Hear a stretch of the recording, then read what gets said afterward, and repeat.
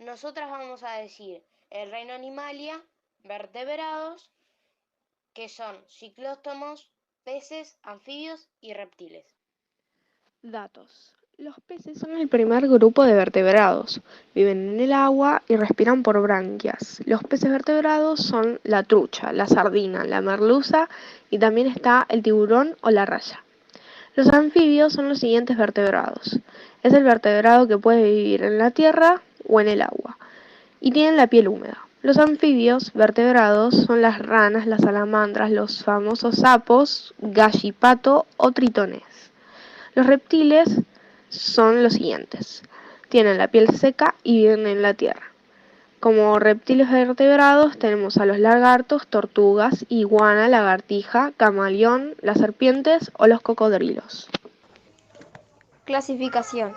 Los vertebrados vivientes incluyen los ciclóstomos, los peces óseos y cartilaginosos, los anfibios y los grupos clásicamente conocidos como reptiles, aves y mamíferos. Los animales vertebrados se caracterizan por poseer un esqueleto interno formado por cráneo y columna vertebral. El hábitat de aquellos son que los vertebrados han logrado adaptarse a diferentes ambientes, incluidos los más difíciles. La reproducción de estos es que se producen sexualmente y la locomoción es que los órganos de la locomoción funcionan a modo de remos y son o repliegues de la piel o sostenidos por radios óseos o cartilaginosos, como en los peces o bien miembros transformados en remos. La importancia ecológica de estos seres vivos son que controlan las plagas de insectos indeseados en bosques, granjas y jardines. Algunos de ellos, como las ranas, se utilizan como comida. Son importantes además en el campo de la investigación, ya que su esqueleto, músculos, sistema digestivo y sistema nervioso son similares a los de otros animales más grandes. Marinos o de agua dulce. Su cuerpo está recubierto de escamas y diseñado para nadar. Son el grupo de vertebrados más numeroso. Su temperatura corporal cambia con la del medio. Animales de sangre fría. Sus extremidades están transformadas en aletas para poder moverse por el agua. Su respiración es por medio de branquias. El cuerpo está dividido en cola, tronco y cabeza. Generalmente son animales carnívoros, aunque existen especies herbívoras. La línea lateral conforma un órgano sensorial que sirve para detectar movimientos en el agua que les rodea. Así pueden localizar alimentos, obstáculos o sentir el peligro. La mayoría son ovíparos, con fecundación externa, es decir, de los huevos salen las crías. Se distinguen dos grupos de peces según su constitución ósea. Peces óseos son la mayoría de peces que tienen un esqueleto formado por huesos, como la trucha, la sardina o la merluza.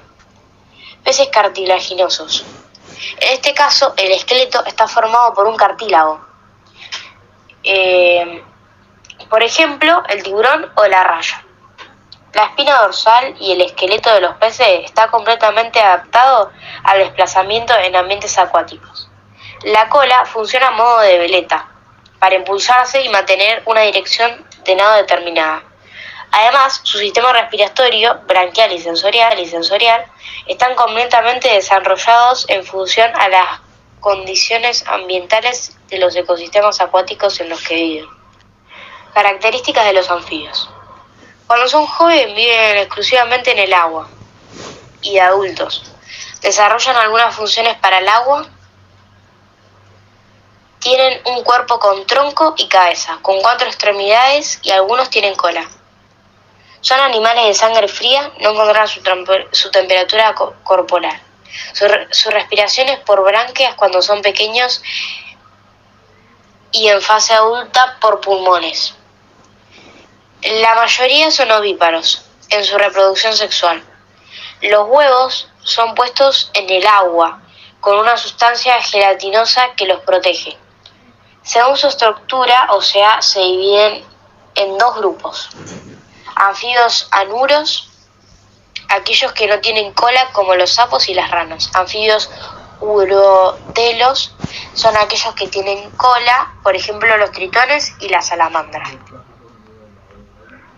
A lo largo del ciclo de vida de los anfibios, cuentan tanto con ámbitos acuáticos como terrestres, necesitando permanecer siempre en ambientes húmedos durante su estado adulto, ya que deben mantener hidratada su piel y favorecer la puesta en los huevos en el agua durante el periodo reproductivo.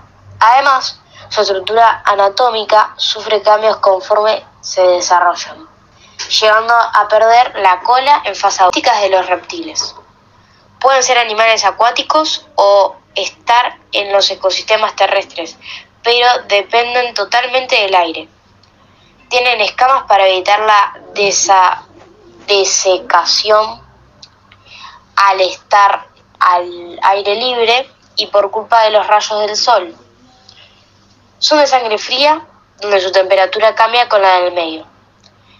Tienen una respiración pulmonar, mayoritariamente son ovíparos y carnívoros. Según su cuerpo, se dividen en reptiles ofidios, aquellos que no tienen patas en su cuerpo, por ejemplo las serpientes; reptiles sauricos, aquellos que mudan periódicamente de piel, como los lagartos, camaleones, iguanas o salamanquesas; reptiles crocodilianos.